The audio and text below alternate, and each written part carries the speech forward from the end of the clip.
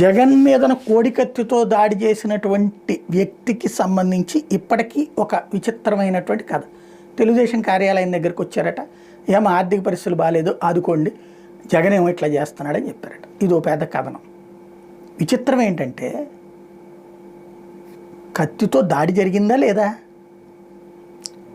అతను ప్రాణాపాయ పరిస్థితి అయితే కాదు, కానీ దాడి జరిగిందా లేదా, ఎందుకు జరిగింది, ఆ రోజున ఏం చెప్పారు, అతను జగన్ వీరాభిమాని అని చెప్పారు, జగన్ని ముఖ్యమంత్రిని చేయడం కోసమే ఈ పని చేశాడని చెప్పారు, జగన్ కోసమే ఈ పని చేశాడని చెప్పారు.